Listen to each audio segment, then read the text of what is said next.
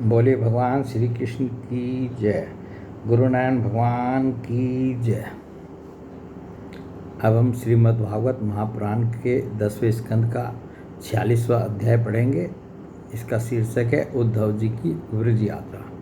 और ये 3 अध्याय जो हैं ये उद्धव जी व्रज में जाते हैं, वहाँ गोपियों से मिलते हैं, भगवान श्री कृष्ण के माता पिता नंद जी से और यशोदा जी से मिलते हैं। उसका बहुत ही सुंदर जो है इसमें वर्णन है। और उनकी जो दशा है, भगवान ने जो है उद्धव जी को उनको समझाने के लिए भेजा था। और हम तीनों अध्यायों को कोशिश करेंगे कि एक साथ पढ़ें।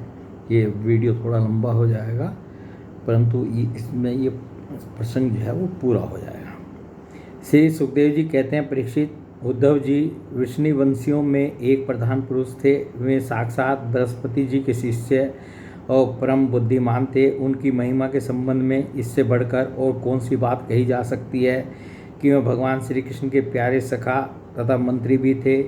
एक दिन शरणागतों के सारे दुख हर लेने वाले भगवान श्री कृष्ण ने अपने प्रिय भक्त और एकांत प्रेमी उद्धव जी का हाथ अपने हाथ में लेकर कहा, सौम्य स्वभाव उद्धव, तुम ब्रज में जाओ। वहाँ मेरे माता पिता नंद बाबा और यशोदा मैया हैं, उन्हें आनंदित करो। और गोपियाँ मेरे विरह की व्याधि से बहुत ही दुखी हो रही हैं, उन्हें मेरे संदेश सुनाकर उस वेदना से मुक्त करो। प्यारे उद्धव, भगवान श्री कृष्ण ने जो है उद्धव जी को उनका हाथ पकड़ करके जो है उनको अपनी मन की बात जो है बतला रहे हैं। भगवान उद्धव जी के साथ जो है मित्रता बस का व्यवहार करते थे, जबकि उद्धव जी का हमेशा जो है उनमें ब्रह्म भाव ही रहता था। परंतु उनके वो हर चीज़ में जो है उनकी सलाह भी लेते थे, उनके अनुसार जो है चलते भी थे। भगवान श्री कृष्ण उद्धव जी, ये समझ लीजिए, उद्धव जी जो है उनके बहुत ही अनन्य और जो सबसे नज़दीक होते हैं ऐसे व्यक्तियों में से उद्धव जी उनके प्रिय भक्त थे। प्यारे उद्धव, गोपियों का मन नित्य निरंतर मुझ में ही लगा रहता है। उनके प्राण, उनका जीवन, उनका सर्वस्व मैं ही हूँ। मेरे लिए उन्होंने अपने पति, पुत्र आदि सभी सगे संबंधियों को छोड़ दिया है। उन्होंने बुद्धि से भी मुझी को अपना प्यारा, अपना प्रियतम नहीं अपना आत्मा मान रखा है। मेरा यह व्रत है कि जो लोग मेरे लिए लौकिक और पारलौकिक धर्मों को छोड़ देते हैं, उनका भरण पोषण मैं स्वयं करता हूँ। प्रिय उद्धव, मैं उन गोपियों का परम प्रियतम हूँ। मेरे यहाँ चले आने से वे मुझे दुरस्त मानती हैं और मेरा स्मरण करके अत्यंत मोहित हो रही हैं, बार बार मूर्छित हो जाती हैं। वे मेरे विरह की व्यथा से विवल हो रही हैं, प्रति क्षण मेरे लिए उत्कंठित रहती हैं। मेरी गोपियाँ, मेरी प्रेयसियाँ इस समय बड़े ही कष्ट और यत्न से अपने प्राणों को किसी प्रकार रख रही हैं। मैंने उनसे कहा था कि मैं आऊँगा, वही उनके जीवन का आधार है। उद्धव, और तो क्या कहूँ, मैं ही उनकी आत्मा हूँ। वे नित्य निरंतर मुझ में ही तन्मय रहती है। स्वयं भगवान जो है गोपियों के बारे में क्या बताया उन्होंने उद्धव जी को। और भगवान यही नहीं कि गोपियाँ ही जो है भगवान के विरह से जो है व्याकुल रहती थी, भगवान भी उनको कितना स्मरण करते थे, उनका कितना याद करते थे, अपने माता पिता की भी, नंद बाबा जी की और यशोदा जी की भी और उनकी गोपियों की। और उनको समझाने के लिए, उनको सांत्वना देने के लिए ही वे जो हैं भगवान श्री कृष्ण जो हैं उद्धव जी को ब्रज में भेज रहे हैं। श्री सुखदेव जी कहते हैं, परीक्षित, जब भगवान श्री कृष्ण ने यह बात कही तब उद्धव जी बड़े आदर से अपने स्वामी का संदेश लेकर रथ पर सवार हुए और नंद गांव के लिए चल पड़े। परम सुंदर उद्धव जी सूर्यास्त के समय नंद बाबा के व्रज में पहुँचे। उस समय जंगल से गौवें लौट रही थी। उनके खुरों के आगाज से इतनी धूल उड़ रही थी कि उनका रथ ढक गया था। ब्रजभूमि में ऋतुमती गौवों के लिए मतवाले सांड आपस में लड़ रहे थे। उनकी गर्जना से सारा ब्रज गूंज रहा था। थोड़े दिनों की ब्याही हुई गौवें अपने थनों के भारी भार से दबी होने पर भी अपने अपने बछड़ों की ओर दौड़ रही थी। सफ़ेद रंग के बछड़े इधर उधर उछल कूद मचाते हुए बहुत ही भले मालूम होते थे। गाय दोने की घर घर ध्वनि से और बांसुरियों की मधुर टेर से अब भी ब्रज की अपूर्व शोभा हो रही थी। गोपी और गौ सुंदर सुंदर वस्त्र और गहनों से सज धज कर श्री कृष्ण तथा बलराम जी के मंगल में चरित्रों का गान कर रहे थे और इस प्रकार ब्रज की शोभा और भी बढ़ गई थी। और देखिए अभी भी जो है भगवान श्री कृष्ण बलराम जी वहाँ नहीं हैं, परंतु ब्रज में जो है गोपियाँ जो है वो सब जो है भगवान की मंगलमयी लीलाओं का गान करते हुए आनंद मना रहते हैं। वो ही उन्हीं की लीलाओं का गान करते रहते हैं। गोपों के घरों में अग्नि, सूर्य, अतिथि, गौ, ब्राह्मण और देवता पितरों की पूजा की हुई थी। धूप की सुगंध चारों ओर फैल रही थी और दीपक जगमगा रहे थे। उन घरों को पुष्पों से सजाया गया था और ऐसे मनोहर घरों से सारा ब्रज और भी मनोरम हो रहा था। संध्या के समय ये पहुँचे थे। उस समय का ये ब्रज में जो जो इन्होंने देखा वो सब ये वर्णन आ रहा है। चारों ओर वन पंक्तियाँ फूलों से लद रही थी। पक्षी चहक रहे थे, भौरे गुंजा कर रहे थे। वहाँ जल और स्थल दोनों ही कमलों के वन से शोभायमान थे और हंस, बत्तख आदि पक्षी वन में विहार कर रहे थे। जब भगवान श्री कृष्ण के प्यारे अनुचर उद्धव जी ब्रज में आए तब उनसे मिलकर नंद बाबा बहुत ही प्रसन्न हुए। उन्होंने उद्धव जी को गले लगाकर उनका वैसे ही सम्मान किया मानो स्वयं भगवान श्री कृष्ण आ गए हों। समय पर उत्तम अन्न का भोजन कराया और जब वे आराम से पलंग पर बैठ गए, सेवकों ने पाँव दबाकर पंखा झलकर उनकी थकावट दूर कर दी। तब नंद बाबा ने उनसे पूछा, परम भाग्यवान उद्धव जी, अब हमारे सखा वसुदेव जी जेल से छूट गए। उनके आत्मीय स्वजन तथा पुत्र आदि उनके साथ हैं। इस समय में सब कुशल से तो है न। यह बड़े सौभाग्य की बात है कि अपने पापों के फलस्वरूप पापी कंस अपने अनुयायियों के साथ मारा गया, क्योंकि स्वभाव से ही धार्मिक परम साधु यदुवंशियों से वह सदा द्वेष करता था। ये तो औपचारिक बातें हो गई। अब कुशल मंगल ये औपचारिक रूप से पूछ लिया नंद बाबा ने उद्धव जी से। अब आगे क्या कहते हैं? अच्छा उद्धव जी, श्री कृष्ण कभी हम लोगों को भी याद करते हैं। यह उनकी माँ है, सज्जन संबंधी है, सखा है, गोप है। उन्हीं को अपना स्वामी और सर्वस्व मानने वाला यह ब्रज है। उन्हीं की गौ में वृंदावन और यह गिरिराज है। क्या वे कभी इनका स्मरण करते हैं? आप यह तो बतलाइए कि हमारे गोविंद अपने सुहृद बांधवों को देखने के लिए एक बार भी यहाँ आएंगे क्या? यदि वे यहाँ आ जाते तो हम उनकी वह सुगढ़ नासिका, उनका मधुर हास्य और मनोहर चितवन से युक्त मुख कमल देख तो लेते। उद्धव जी, श्री कृष्ण का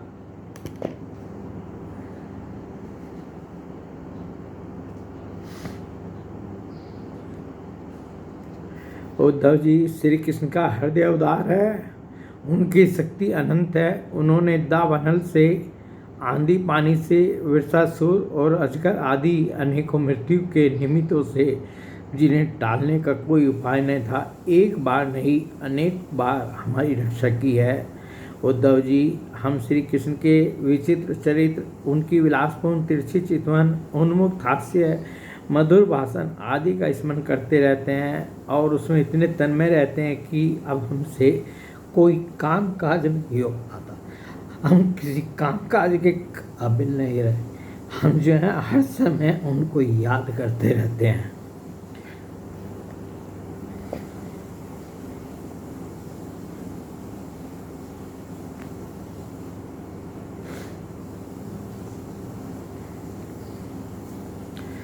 जब हम देखते हैं कि यह वही नदी है जिसमें श्री कृष्ण जल क्रीड़ा करते थे, यह वही गिरिराज है जिसे उन्होंने अपने एक हाथ पर उठा लिया था, ये वे ही वन के प्रदेश हैं जहाँ श्री कृष्ण गौवें चराते हुए बांसुरी बजाते थे, और ये वे स्थान हैं जहाँ वे अपने सखाओं के साथ अनेकों प्रकार के खेल खेलते थे। और साथ ही अभी देखते हैं कि वहाँ उनके चरण चिन्ह अभी मिटे नहीं हैं। तब उन्हें देखकर हमारा मन श्री कृष्ण में हो जाता है।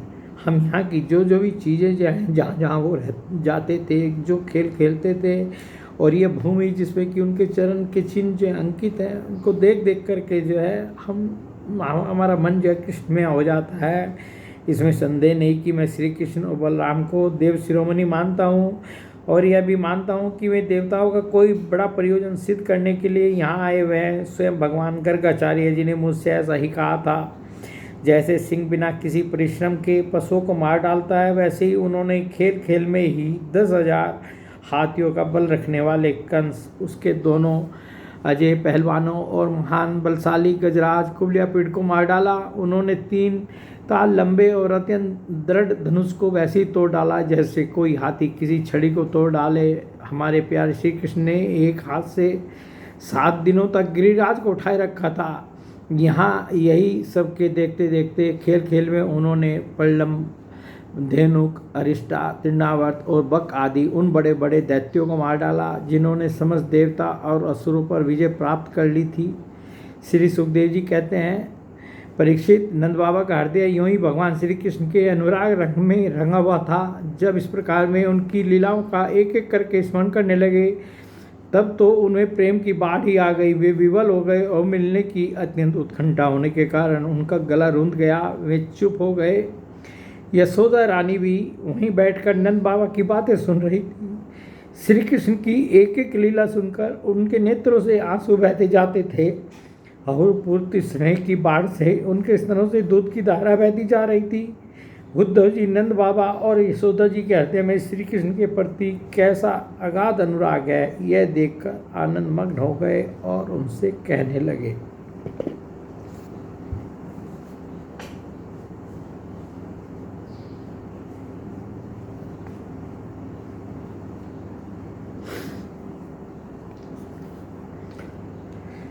उद्धव जी ने अपनी आंखों से जो है नंद बाबा और यशोदा जी की दशा देख ली कि भगवान श्री कृष्ण बलराम जी के बिना जो है उनका क्या हाल हो रहा है।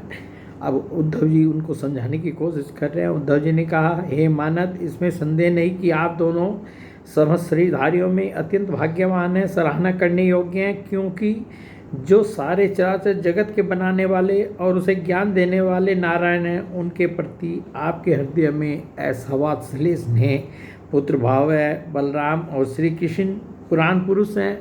अब ये यहाँ पर जो है समझा रहे हैं भगवान के बारे में कि भगवान कैसे हैं। भगवान श्री कृष्ण पुराण पुरुष हैं। वे सारे संसार के उपादान कारण और निमित्त कारण भी हैं। भगवान श्री कृष्ण पुरुष हैं तो बलराम जी प्रधान अर्थात प्रकृति, यही दोनों समस्त शरीरों में प्रविष्ट होकर उन्हें जीवन दान देते हैं और उनमें उनसे अत्यंत विलक्षण जो ज्ञान स्वरूप जीव है उसका नियमन करते हैं। जो जीव मृत्यु के समय अपने शुद्ध मन को एक क्षण के लिए भी उनमें लगा देता है, वह समस्त क्रम वासनाओं को धो बहाता है और शीघ्र ही सूर्य के समान तेजस्वी तथा ब्रह्म होकर परम गति को प्राप्त होता है। वे भगवान ही जो सबके आत्मा और परम कारण है, भक्तों की अभिलाषा पूर्ण करने और पृथ्वी का भार उतारने के लिए मनुष्य का शरीर ग्रहण करके प्रकट हुए हैं। उनके प्रति आप दोनों का ऐसा सुदृढ़ वात्सल्य भाव है। फिर महात्माओं, आप दोनों के लिए अब कौन सा शुभ कर्म और करना शेष रह जाता है। भगवान श्री कृष्ण का के बारे में जो है बतला रहे हैं कि भगवान श्री कृष्ण कैसे है।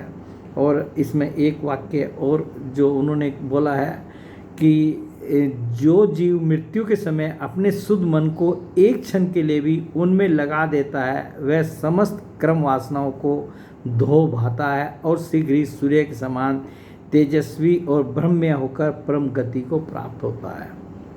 और नंद बाबा को और माता यशोदा को जो है समझाने के लिए वो कह रहे हैं कि आप जो ऐसे भगवान हैं उनके प्रति आपका क्या है, उनके प्रति आप दोनों का ऐसा सुदृढ़ वात्सल्य भाव है। फिर महात्माओं, अब आप दोनों के लिए कौन सा और शुभ कर्म करना शेष बाकी बचा है। भक्तवत्सल यदुवंश शिरोमणि भगवान श्री कृष्ण थोड़े ही दिनों में ब्रज में आएंगे और आप दोनों को अपने माँ बाप को आनंदित करेंगे। जिस समय उन्होंने समस्त यदुवंशियों के द्रोही कंस को रंगभूमि में मार डाला और आपके पास कहा कि मैं ब्रज में आऊँगा, उस कथन को वे सत्य करेंगे। ये उनको आश्वासन दे रहे हैं कि भगवान श्री कृष्ण आएंगे और आप दोनों को आनंदित करेंगे।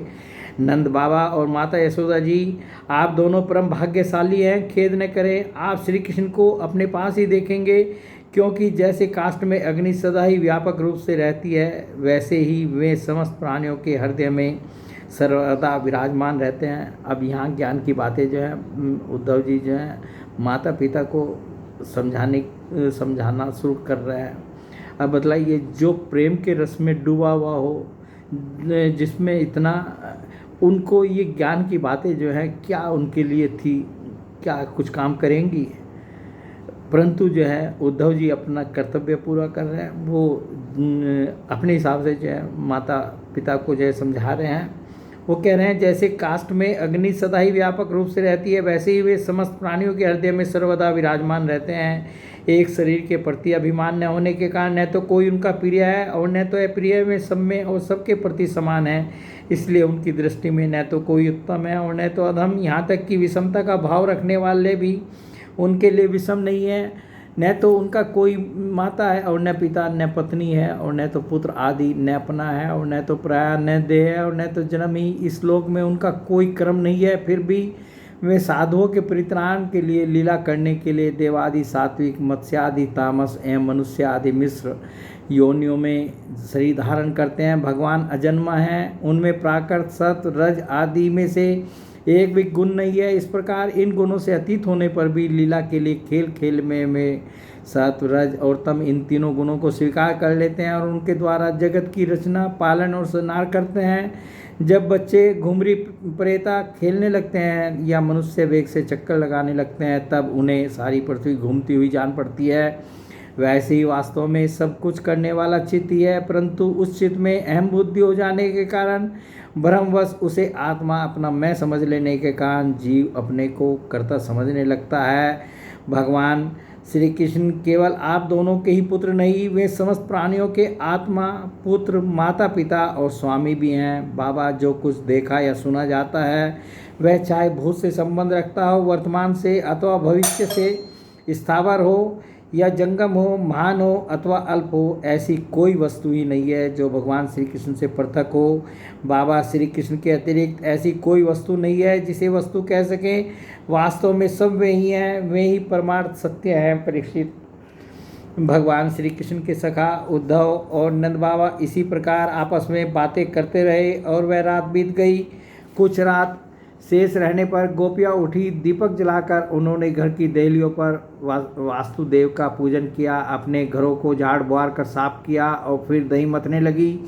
गोपियों की कलाइयों में कंगन शोभायमान हो रहे थे। रस्सी खींचते समय में बहुत भली मालूम हो रही थी। उनके नितंब स्तन और गले के हार हिल रहे थे। कानों के कुंडल हिल हिलकर उनके कुमकुम मंडित कपोलों की लालिमा बढ़ा रहे थे। उनके आभूषणों की मणियाँ दीपक की ज्योति से और भी जगमगा रही थी और इस प्रकार वे अत्यंत शोभा से संपन्न होकर दही मथ रही थी। उस समय गोपियाँ कमल नयन भगवान श्री कृष्ण के मंगलमय चरित्रों का गान कर रही थी।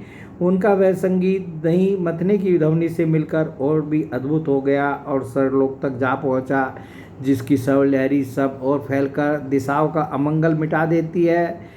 जब भगवान भुवन भास्कर का उदय हुआ तब व्रजांगनाओं ने देखा कि नंद बाबा के दरवाजे पर एक सोने का रथ खड़ा है। वे एक दूसरे से पूछने लगी, यह किसका रथ है? किसी गोपी ने कहा, कंस का प्रयोजन सिद्ध करने वाला अक्रूर ही तो कहीं फिर नहीं आ गया है, जो कमल नयन प्यारे श्याम सुंदर को यहाँ से मथुरा ले गया था। गोपियों ने जब देखा कि नंद बाबा के घर के बाहर जो है एक रथ खड़ा हुआ है, तो वो कह रही हैं कि क्या वो अक्रूर ही तो नहीं आ गया जो कि भगवान श्री कृष्ण और बलराम जी को यहाँ से ले गया था। है किसी दूसरी गोपी ने कहा, क्या अब वह हमें ले जाकर अपने मरे हुए स्वामी कंस का पिंडदान करेगा? अब यहाँ उसके आने का और क्या प्रयोजन हो सकता है? ब्रजवासिनी स्त्रियाँ इसी प्रकार आपस में बातचीत कर रही थी कि उसी समय नित्य क्रम से निवृत्त होकर उद्धव जी आ पहुँचे। तो ये अध्याय यहीं पर समाप्त हो जाता है। अब 47वां अध्याय शुरू हो रहा है और इसका शीर्षक है उद्धव और गोपियों की बातचीत और भ्रमर गीत। श्री सुखदेव जी कहते हैं, परीक्षित, गोपियों ने देखा कि श्री कृष्ण के सेवक उद्धव जी की आकृति और वेशभूषा श्री कृष्ण से मिलती जुलती है। घुटनों तक लंबी लंबी भुजाएं हैं, नूतन कमल दल के समान कोमल नेत्र हैं, शरीर पर पीताम्बर धारण किए हुए, गले में कमल पुष्पों की माला है, कानों में मणि जड़ित कुंडल झलक रहे हैं और मुखारविंद अत्यंत प्रफुल्लित है। पवित्र मुस्कान वाली गोपियों ने आपस में कहा, यह पुरुष देखने में तो बहुत सुंदर है, परंतु यह है कौन, कहाँ से आया है, किसका दूत है? इसने श्री कृष्ण जैसी वेशभूषा क्यों धारण कर रखी है?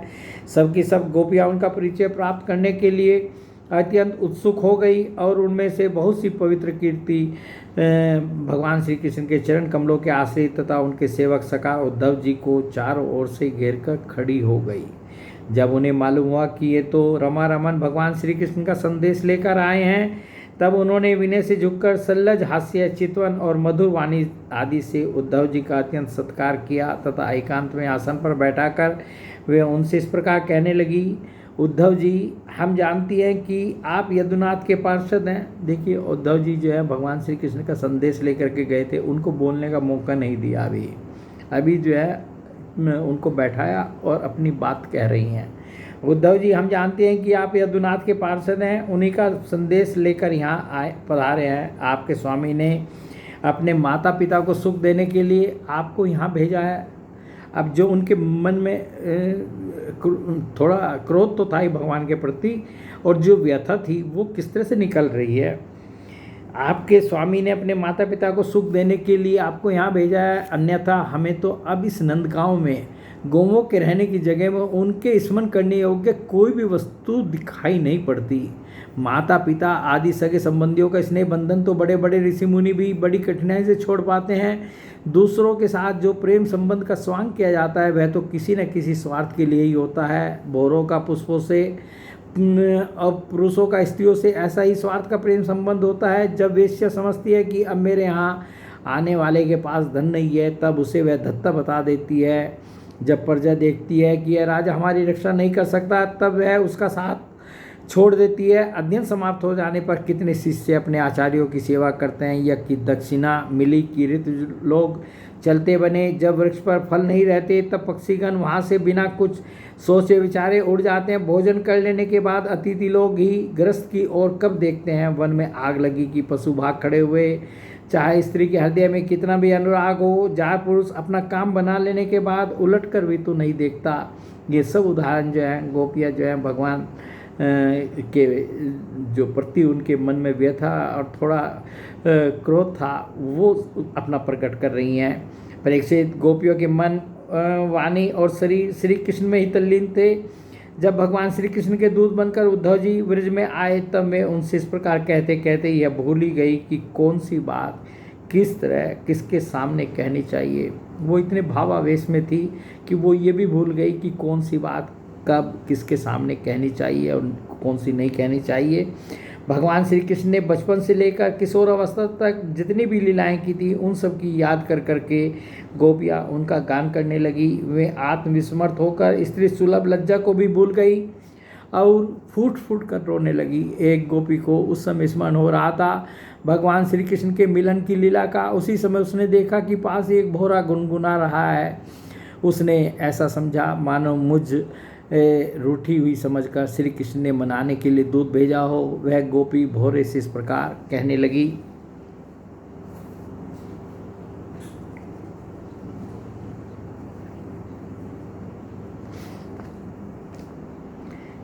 और ये जो हम पढ़ रहे हैं इसको भ्रमर गीत कहते हैं कि एक भौरा जो है, एक गोपी ने देखा कि वो वहीं मंडरा रहा है। तो गोपियों का भाव देखिए, भौरे के प्रति जो है क्या भाव लेकर के वो क्या क्या कह रही हैं। गोपी ने कहा, रे मधु, तू कपटी का सखा है, इसलिए तू भी कपटी है। तू हमारे पैरों को मत छू, झूठे प्रणाम करके हमसे अनुनय विनय मत कर। हम देख रही हैं कि श्री कृष्ण की जो वनमाला हमारी सोतों के वक्षस्थल के स्पर्श से मसली हुई है, उसका पीला पीला कुमकुम तेरी मूँछों पर भी लगा हुआ है। तू स्वयं भी तो किसी कुसुम से प्रेम नहीं करता, यहाँ से वहाँ उड़ा करता है। जैसे तेरे स्वामी वैसा ही तू मधुपति श्री कृष्ण मथुरा की माननीय नायिकाओं को मनाया करें। उनका वह कुमकुम रूप कृपा प्रसाद जो यदुवंशियों की सभा में उपहास करने योग्य है, अपने ही पास रखे। उसे तेरे द्वारा यहाँ भेजने की क्या आवश्यकता है। गोपियाँ उसको भ्रमर को समझ रही हैं कि भगवान का भेजा हुआ जो है ये भगवान के पास से होकर के आया है, और अपनी व्यथा जो है उसके सामने जो है किस रूप में व्यक्त कर रही हैं। जैसा तू काला है वैसा ही वे भी काले हैं, तू भी पुष्पों का रस लेकर उड़ जाता है वैसे ही वे भी निकले। उन्होंने हमें केवल एक बार, हाँ ऐसा ही लगता है, केवल एक बार ही अपनी तनिक सी मोहिनी और परम मादक अधुर सुधा पिलाई थी और फिर हम भोली भाली गोपियों को छोड़कर वे यहाँ से चले गए। पता नहीं सुकुमारी लक्ष्मी उनके चरण कमलों की सेवा कैसे करती रहती है। अवश्य ही वे छैल छबीले श्री कृष्ण की चिकनी चुपड़ी बातों में आ गई होंगी। चित चोर ने उनका भी चित चुरा लिया होगा। अरे भ्रमर, हम वनवासी नहीं हैं, हमारे तो घर द्वार भी नहीं है, तू हम लोगों के सामने यदुवंश शिरोमणि श्री कृष्ण का बहुत सा गुणगान क्यों कर रहा है? क्या तुझे मिलेगा उनका गुणगान करने से? हम उनके बारे में क्या जानती नहीं है? क्या नहीं जानती हम उनके बारे में? यह सब भला हम लोगों को मनाने के लिए ही तो है, परंतु नहीं, वे हमारे लिए कोई नए नहीं है, हमारे लिए तो जाने पहचाने बिल्कुल पुराने हैं। तेरी चापलूसी हमारे पास नहीं चलेगी। तू जा, यहाँ से चला जा, और जिनके साथ सदा विजय रहती है उन श्री कृष्ण की मधुपुर वासिनी सखियों के सामने जाकर उनका गुणगान कर। जो नई जो है उनकी मथुरा की जो गृहणियाँ हैं उनके सामने जाकर तुम जो है उनका गुणगान कर, हमारे सामने उनका गुणगान मत कर।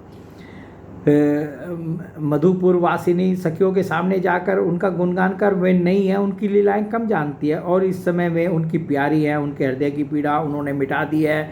वे तेरी प्रार्थना स्वीकार करेंगी, तेरी चापलूसी से प्रसन्न होकर तुझे मुँह मांगी वस्तु भी देंगी। भोरे, वे हमारे लिए छटपटा रहे हैं, ऐसा तू क्यों कहता है कि भगवान श्री कृष्ण हमारे लिए छटपटा रहे हैं? ऐसा तू क्यों कह रहा है? उनकी कपट भरी मनोहर मुस्कान और बाहों के इशारे से वे वश में न हो जाएं, वे इशारे से जो वश में न हो जाए उनके पास दौड़ी ना आवे, ऐसी कौन सी स्त्री यह है?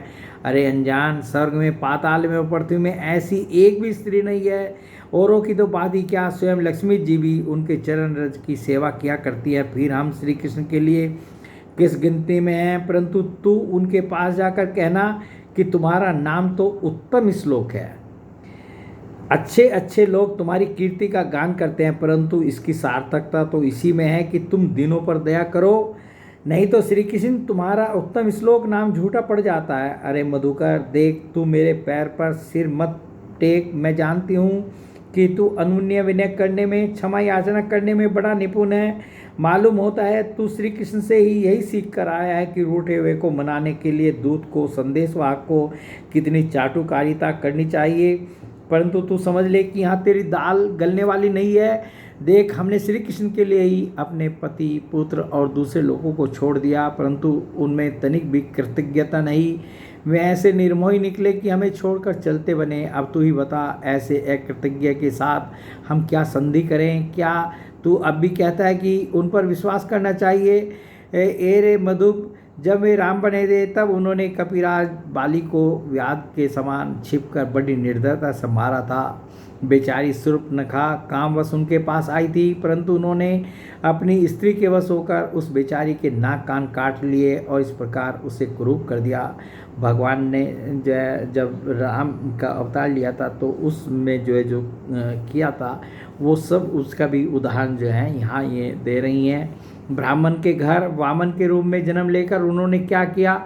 बलि ने तो उनकी पूजा की, उनकी मुँह मांगी वस्तु दी और उन्होंने उनकी पूजा ग्रहण करके उसे वरुण पास से बांधकर पाताल में डाल दिया। यहाँ भगवान के वामन अवतार का भी वर्णन उन्होंने कर दिया कि बलि के साथ ही जो है उन्होंने क्या किया। ठीक वैसे ही जैसे कौवा बलि खाकर भी बलि देने वाले को अपने अन्य साथियों के साथ मिलकर घेर लेता है और परेशान करता है। अच्छा, तो अब जाने दे, हमें श्री कृष्ण से क्या किसी भी काली वस्तु के साथ मित्रता से कोई प्रयोजन नहीं है। परंतु यदि तू यह कहे कि जब ऐसा है तब तुम लोग उनकी चर्चा क्यों करती हो? कि तुम्हारा ये प्रश्न हो सकता है कि जब तुम जो है उससे कोई मतलब ही नहीं रखना चाहती, किसी काली वस्तु को देखना भी नहीं चाहती, काली वस्तु से मतलब ही नहीं रखना चाहती, तो फिर उनकी चर्चा कर क्यों रही हो? तो भ्रमर, हम सच कहती हैं कि एक बार जिसे उसका चस्का लग जाता है वह उसे छोड़ नहीं सकता। ऐसी दशा में हम चाहने पर भी उसकी चर्चा छोड़ नहीं सकती। श्री कृष्ण की लीला रूप किरणामृत के एक कण का भी जो रसास्वादन कर लेता है उसके राग द्वेष सुख दुख आदि सारे द्वंद्व छूट जाते हैं। यहाँ तक कि बहुत से लोग तो अपनी दुख से सनी हुई घर गृहस्थी को छोड़कर किंचन हो जाते हैं, अपने पास कुछ भी संग्रह परिग्रह नहीं रखते और पक्षियों की तरह चुन चुन कर भीख मांग कर अपना पेट भरते हैं, दीन दुनिया से जाते रहते हैं, फिर भी श्री कृष्ण की लीला कथा छोड़ नहीं पाते। वास्तव में उसका रस उसका चस्का ऐसा ही है, यही दशा हमारी हो रही है। और बिल्कुल सत्य बात कही है कि जिसको उनकी लीला का चस्का लग जाता है, रस लग जाता है, वो कहीं का नहीं रहता, वो अपनी घर गृहस्थी सब कुछ जो है मतलब त्याग सकता है। और बहुत से तो जो है साधु महात्मा संत महात्मा जो हैं वो यही सब जो है करते हुए वो वृंदावन में आज भी जो है भगवान के चरणों की रज में जो है लोटे रहते हैं और जो है भगवान श्री कृष्ण की लीलाओं का और उनका स्मरण करते रहते हैं। जैसे कृष्ण सारमृग की पत्नी भोली भाली हिरण्या व्याध के सुमधुर गान का विश्वास कर लेती हैं और उसके जाल में फंसकर मारी जाती हैं, वैसे ही हम भोली भाली गोपियाँ भी उस छलिया कृष्ण की कपट भरी मीठी मीठी बातों में आकर उन्हें सत्य के समान मान बैठी और उनके नख स्पर्श से होने वाली कामयादि का बार बार अनुभव करती रही। इसलिए श्री कृष्ण के दूत भोरे, अब इस विषय में तू और कुछ मत कह, तुझे कहना ही हो तो कोई दूसरी बात कह।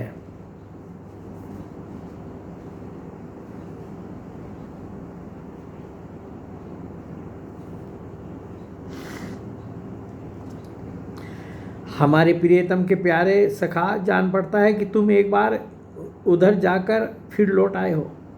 अब कह रही हैं कि हमें लगता है कि तुम एक बार फिर श्री कृष्ण के पास जाकर के लौट आए हो। अवश्य ही हमारे प्रियतम ने मनाने के लिए तुम्हें भेजा होगा। प्रिय भ्रमर, तुम सब प्रकार से हमारे माननीय कहो, तुम्हारी क्या इच्छा है, हमसे जो चाहो सो मांग लो। अच्छा तुम सच बताओ, क्या हमें वहाँ ले जाना चाहते हो? अजी उनके पास जाकर लौटना बड़ा कठिन है, हम तो उनके पास जा चुकी हैं, परंतु तुम हमें वहाँ ले जाकर करोगे क्या?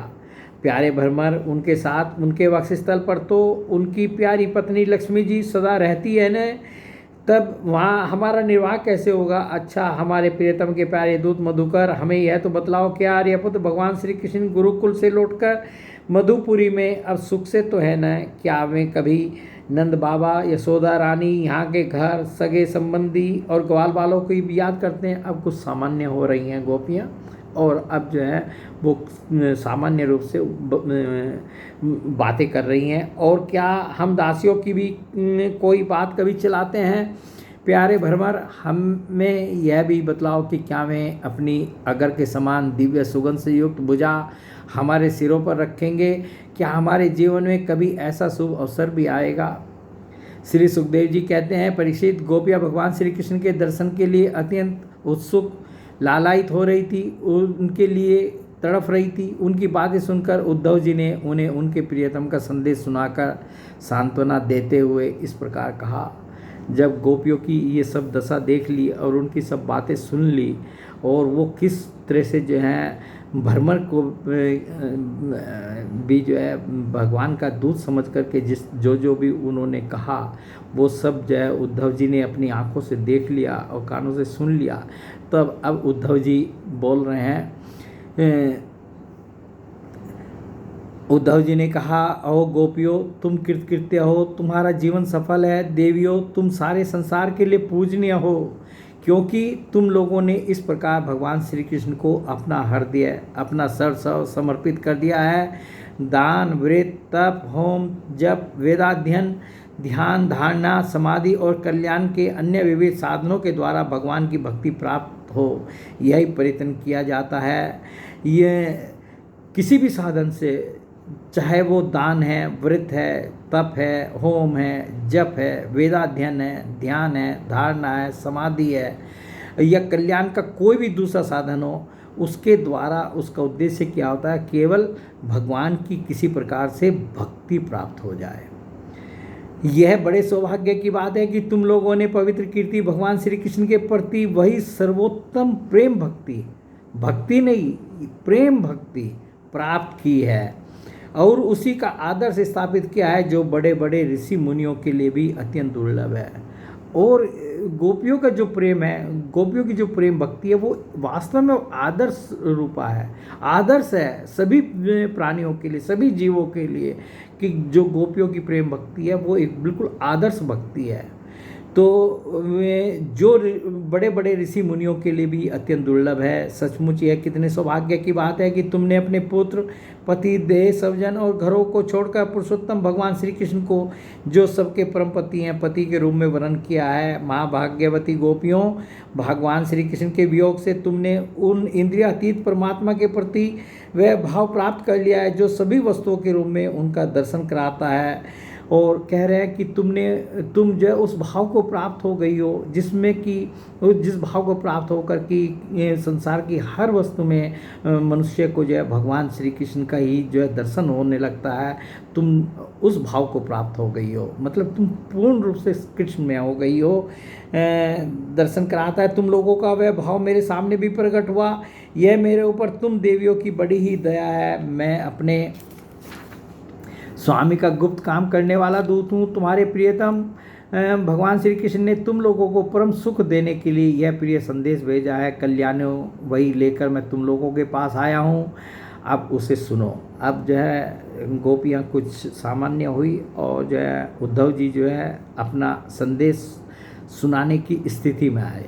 अब वो जो है भगवान श्री कृष्ण ने जो उनको संदेश दे करके भेजा था कि ये संदेश मेरा सुनाना, वो जो है अब सुना रहे हैं। भगवान श्री कृष्ण ने कहा है, मैं सबका उपादान कारण होने से सबका आत्मा हूँ, सब में अनुगत हूँ, इसलिए मुझसे कभी भी तुम्हारा वियोग नहीं हो सकता। जैसे संसार के सभी भौतिक पदार्थों में आकाश, वायु, अग्नि, जल और पृथ्वी, ये पांचों भूत व्याप्त हैं, इन्हीं से सब वस्तुएं बनी हैं और यही उन वस्तुओं के रूप में है, वैसे ही मैं मन, प्राण, पंचभूत, इंद्रिय और उनके विषयों का आश्रय हूँ। वे मुझ में हैं, मैं उनमें हूँ, और सच पूछो तो मैं ही उनके रूप में प्रकट हो रहा हूँ। मैं ही अपनी माया के द्वारा भूत, इंद्रिय और उनके विषयों के रूप में होकर उनका आश्रय बन जाता हूँ तथा स्वयं निमित्त भी बनकर अपने आप को ही रचता हूँ, पालता हूँ और समेट लेता हूँ। तो इन गोपियों को भगवान जो हैं, भगवान वास्तव में जितनी बातें उद्धव जी कह रहे हैं, भगवान श्री कृष्ण का जो संदेश कह रहे हैं, वो वास्तव में बिल्कुल सत्य कह रहे हैं। परंतु जो है उस संदेश को, जो ये संदेश है, इसको ये प्रेममयी गोपियाँ जो हैं वो किस तरह से हृदयंगम करेंगी, कैसे स्वीकार करेंगी, ये देखना है। आत्मा माया और माया के कार्यों से पृथक है। वह विशुद्ध ज्ञान स्वरूप जड़ प्रकृति, अनेक जीव और अपने ही अवान्तर भेदों से रहित सर्वदा शुद्ध है। कोई भी गुण उसका स्पर्श नहीं कर पाते। माया की तीन वृत्तियां, सुषुप्ति, स्वप्न और जागृत, इनके द्वारा वही अखंड अनंत बोध स्वरूप आत्मा कभी प्राज्ञ तो कभी तेजस और कभी विश्व रूप से प्रतीत होता है। मनुष्य को चाहिए कि वह समझे कि स्वप्न में दिखने वाले पदार्थों के समान ही जागृत अवस्था में इंद्रियों के विषय भी प्रतीत हो रहे हैं, वे मिथ्या हैं। इसलिए उन विषयों का चिंतन करने वाले मन और इंद्रियों को रोक ले और मानो सोकर उठाओ। इस प्रकार जगत के स्वापनिक विषयों का त्याग कर मेरा साक्षात्कार करे। जिस प्रकार सभी नदियाँ घूम फिर कर स्वप्न समुद्र में ही पहुँचती हैं, उसी प्रकार मनस्वी पुरुषों का वेदाभ्यास, योग साधन, आत्मात्मन, विवेक, त्याग, तपस्या, इंद्रिय संयम और सत्य आदि समस्त धर्म मेरी प्राप्ति में ही समाप्त होते हैं। सबका सच्चा फल है मेरा साक्षात्कार, क्योंकि वे सब मन को निरुद्ध करके मेरे पास पहुंचाते हैं। गोपियों, इसमें संदेह नहीं कि मैं तुम्हारे नैनों का धूर तारा हूँ, तुम्हारा जीवन सर्वस्व हूँ, किंतु मैं तुमसे इतना दूर रहता हूँ, उसका कारण है वह यही कि तुम निरंतर मेरा ध्यान कर सको। शरीर से दूर रहने पर भी मन से तुम मेरी सन्निधि का अनुभव करो और अपना मन मेरे पास रखो। भगवान ने जो उनके अनन्य भक्त हुए हैं, और जहाँ भी कहा है भगवान ने यही बात कही है कि देखो मेरे पास रहने से कुछ नहीं होगा, तुम जो है जहाँ भी रहो वहीं से जो है मुझे स्मरण करो, तुम निरंतर मेरा ध्यान कर सको। शरीर से दूर रहने पर भी मन से तुम मेरी सन्निधि का अनुभव करो। मैं शरीर से तो जरूर दूर हूँ, परंतु तुम ये ऐसा अनुभव करो मैं तुम्हारे पास ही हूँ। अनुभव करो, अपना मन मेरे पास रखो और अपना मन जो है मुझ में ही लगाए रखो, क्योंकि स्त्रियों और अन्य अन्य प्रेमियों का चित्त अपने परदेसी प्रियतम में जितना निश्चल भाव से लगा रहता है उतना आंखों के सामने पास रहने वाले प्रियतम में नहीं लगता। और उसका कारण भी बताया कि जैसे प्रदेश में कोई किसी का पति या जो है कोई प्रेमी चला जाए तो जैसा उसका मन उसमें लगता है, जब वो सामने होता है तब उसका उसमें उतना नहीं लगता। अशेष वृत्तियों से रहित संपूर्ण मन मुझ में लगाकर जब तुम लोग मेरा अनुस्मरण करोगी तब शीघ्र ही सदा के लिए मुझे प्राप्त हो जाओगी। कल्याणियों, जिस समय मैंने वृंदावन में शारदीय पूर्णिमा की रात्रि में रास क्रीड़ा की थी, उस समय जो गोपियां स्वजनों के रोक लेने से ब्रज में ही रह गई, मेरे साथ रास विहार में सम्मिलित न हो सकी, वे मेरी लीलाओं का स्मरण करने से ही मुझे प्राप्त हो गई थी। तुम्हें भी मैं मिलूंगा, अवश्य, निराश होने की कोई बात नहीं है। ये भगवान का संदेश जो है उद्धव जी ने पूरा सुना दिया। श्री सुखदेव जी कहते हैं, परीक्षित, अपने प्रियतम श्री कृष्ण का संदेश सुनकर गोपियों को बड़ा आनंद हुआ। उनके संदेश से उन्हें श्री कृष्ण के स्वरूप और एक एक लीला की याद आने लगी। प्रेम में से भरकर उन्होंने उद्धव जी से कहा, गोपियों ने कहा, उद्धव जी, यह बड़े सौभाग्य और आनंद की बात है कि यदुवंशियों को सताने वाला पापी कंस अपने अनुयायियों के साथ मारा गया। यह भी कम आनंद की बात नहीं है कि श्री कृष्ण के बंधु बांधव और गुरुजनों के सारे मनोरथ पूर्ण हो गए तथा अब हमारे प्यारे श्याम सुंदर उनके साथ सकुशल निवास कर रहे हैं। किंतु उद्धव जी, एक बात आप हमें बतलाइए, जिस प्रकार हम अपनी प्रेम भरी लजीली मुस्कान और उन्मुक्त चितवन से उनकी पूजा करती थी और वे भी हमसे प्यार करते थे, उसी प्रकार मथुरा की स्त्रियों से भी वे प्रेम करते हैं या नहीं। ये नारी की जो है स्वाभाविक जो है मतलब उसको ईर्ष्या कहिए, कुछ भी कहिए, वो जो है मतलब वो जो है अपनी बात को जो है कि जैसे वो हमारे से प्रेम करते थे, जैसे जो है हमारा मान करते थे, वो मथुरा की स्त्रियों से भी वे प्रेम करते हैं नहीं करते हैं, ये उद्धव से फिर पूछ ही डाला। तब तक दूसरी गोपी बोल उठी, अरे सखी, हमारे प्यारे श्याम सुंदर तो प्रेम की मोहिनी कला के विशेषज्ञ है। सभी श्रेष्ठ स्त्रियां उनसे प्यार करती हैं, फिर भला जब नगर की स्त्रियां उनसे मीठी मीठी बातें करेंगी और हाव भाव से उनकी ओर देखेंगी तब वे उन पर क्यों न रिझेंगे। दूसरी गोपी बोली, साधो, आप यह तो बतलाइए कि जब कभी नारियों की मंडली में कोई बात चलती है और हमारे प्यारे स्वच्छंद रूप से बिना किसी संकोच के जब प्रेम की बातें करने लगते हैं, तब क्या कभी प्रसंगवश हम ग्वालिनों की भी याद करते हैं। अब देखिए यहाँ जो है ये गोपियाँ जो हैं अपने आप को क्या समझ रही हैं, गंवार समझ रही हैं, गंवार ग्वालिनी समझ रही हैं, और मथुरा की स्त्रियों को क्या समझ रही है, नागरी नारी कह रही हैं कि वे नगर की हैं और हम तो गंवार हैं, ग्वालिने हैं। तो क्या जब वे कभी प्रेम की बात करते हैं तो क्या कभी इन ग्वालिनों की भी बात चलती है।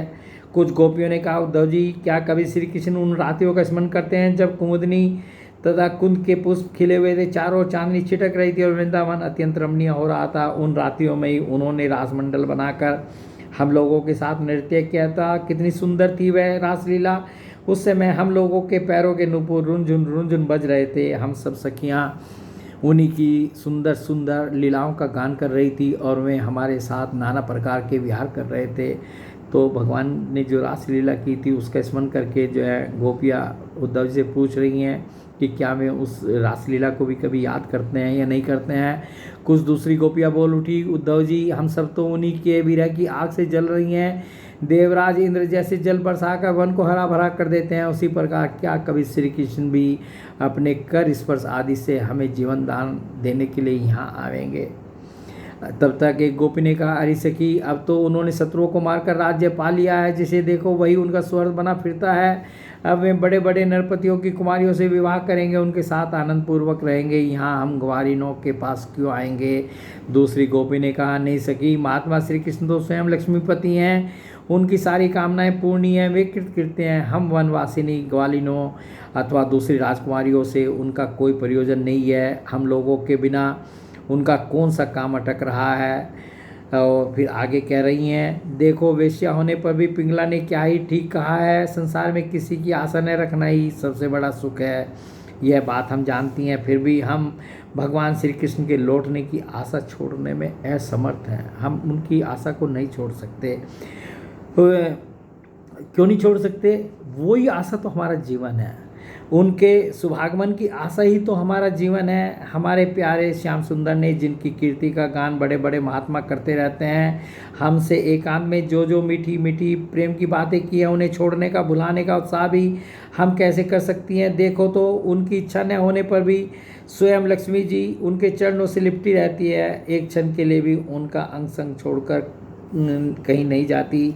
उद्धव जी, यह वही नदी है जिसमें वे विहार करते थे, यह वही पर्वत है जिसके शिखर पर चढ़कर वे बांसुरी बजाते थे, ये वही वन हैं जिनमें वे रात्रि के समय रासलीला करते थे, और ये वही गौवें हैं जिनको चराने के लिए वे सुबह शाम हम लोगों को देखते हुए आते जाते थे।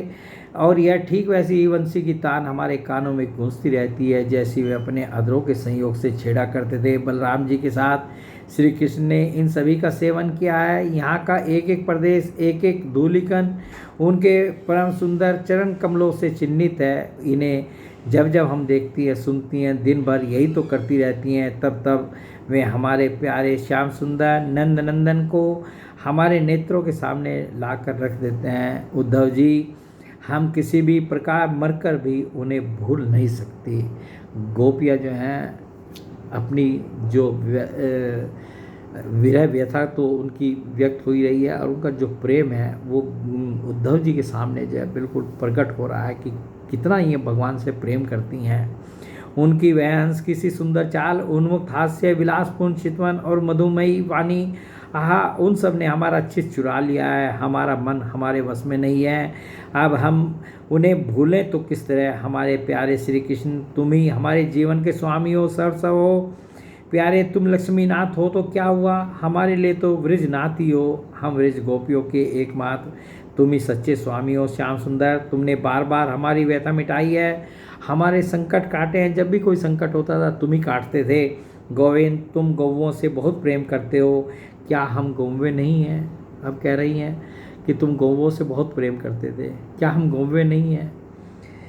तुम्हारा यह सारा गोकुल जिसमें ग्वाल बाल, माता पिता, गौवें और हम गोपियाँ सब कोई हैं, दुख के अपार सागर में डूब रहा है। तुम इसे बचाओ, आओ हमारी रक्षा करो।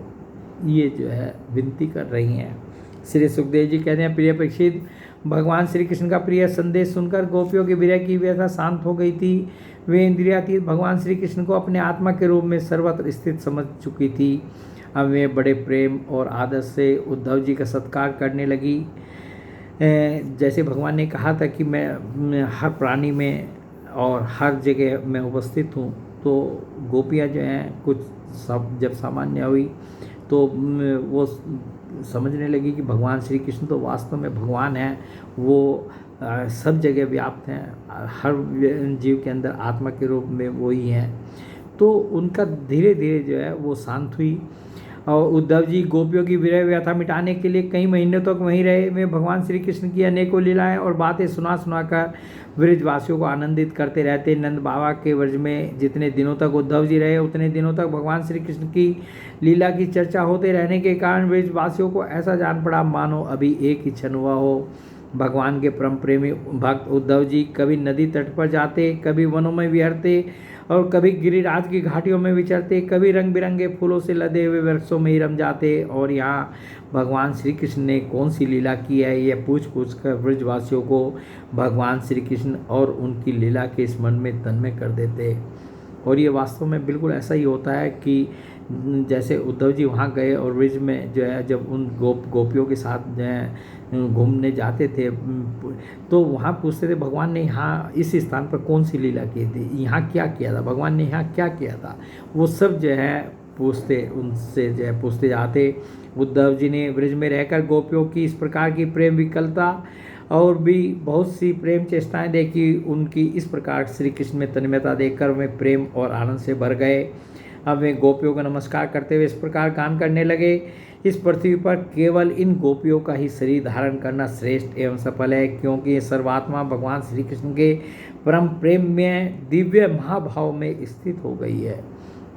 यहाँ स्वयं उद्धव जी कह रहे हैं कि गोपियाँ भगवान श्री कृष्ण के परम प्रेम में दिव्य महाभाव में स्थित हो गई हैं। प्रेम की यह ऊंची से ऊंची स्थिति संसार के भय से भीत मुमुक्षु जनों के लिए ही नहीं अपितु बड़े बड़े मुनियों, मुक्त पुरुषों तथा हम भक्तजनों के लिए भी अभिवांछनीय ही है।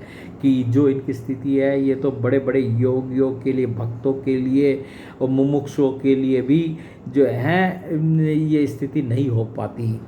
हमें इसकी प्राप्ति नहीं हो सकी। सत्य है जिन्हें भगवान श्री कृष्ण की लीला कथा के रस का चस्का लग गया है उन्हें कुलीनता की, दिव्य आदि समुचित संस्कार की और बड़े बड़े यागों में दीक्षित होने की क्या आवश्यकता है। अथवा यदि भगवान की कथा का रस नहीं मिला, उसमें रुचि नहीं हुई तो अनेक महाकल्पों तक बार बार ब्रह्मा होने से ही क्या लाभ। कहाँ ये वंचरी आचार ज्ञान और जाति से हीन गांव की ग्वालिने और कहाँ सच्चिदानंद घन भगवान श्री कृष्ण में यह अनन्य प्रेम और धन्य है। इससे सिद्ध होता है कि यदि कोई भगवान के स्वरूप और रहस्य को न जानकर भी उनसे प्रेम करे, उनका भजन करे तो वे स्वयं अपनी शक्ति से, अपनी कृपा से उसका परम कल्याण कर देते हैं। ठीक वैसे ही जैसे कोई अनजान में भी अमृत पी ले तो वह अपनी वस्तु शक्ति से ही पीने वाले को अमर बना देता है। भगवान श्री कृष्ण ने रासोत्सव के समय इन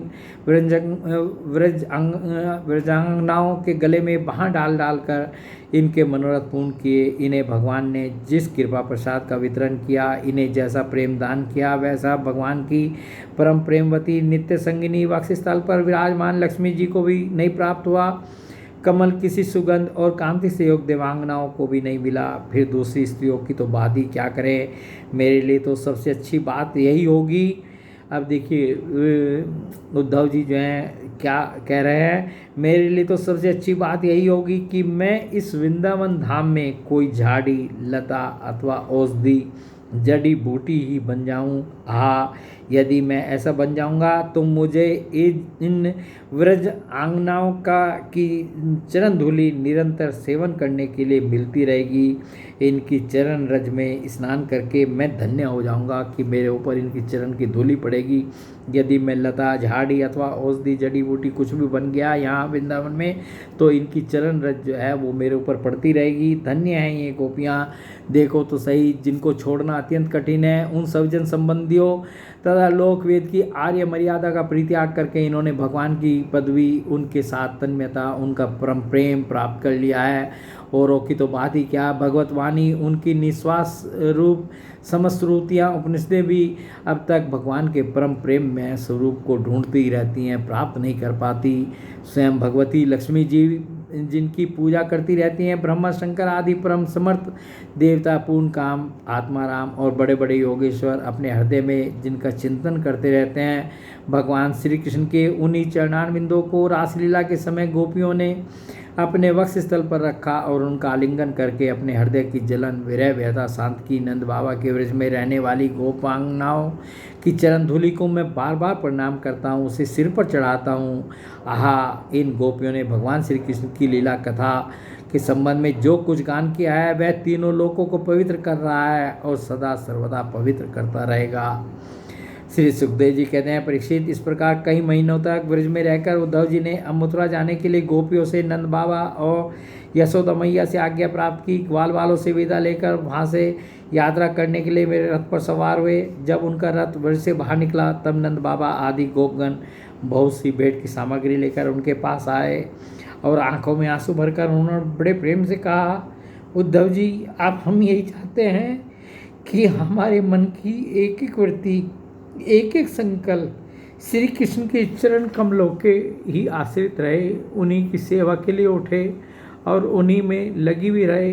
हमारी वाणी नित्य निरंतर उन्हीं के नामों का उच्चारण करती रहे और शरीर उन्हीं को प्रणाम करने, उन्हीं की आज्ञा पालन और सेवा में लगे रहे।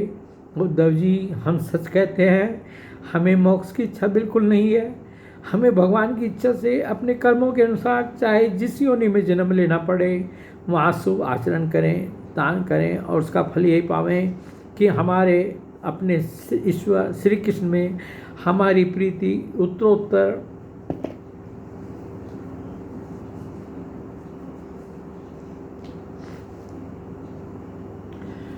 उत्तरोत्तर बढ़ती रहे। प्रिय परीक्षित, नंद बाबा आदि गोपों ने इस प्रकार श्री कृष्ण भक्ति के द्वारा उद्धव जी का सम्मान किया। अब वे भगवान श्री कृष्ण के द्वारा सुरक्षित मथुरापुरी में लौट आए। वहाँ पहुंचकर उन्होंने भगवान श्री कृष्ण को प्रणाम किया और उन्हें ब्रजवासियों की प्रेममयी भक्ति का उद्रेक जैसा उन्होंने देखा था कह सुनाया। इसके बाद नंद बाबा ने भेंट की जो सामग्री दी थी वह उनको वसुदेव जी, बलराम जी और राजा उग्रसेन को दे दी।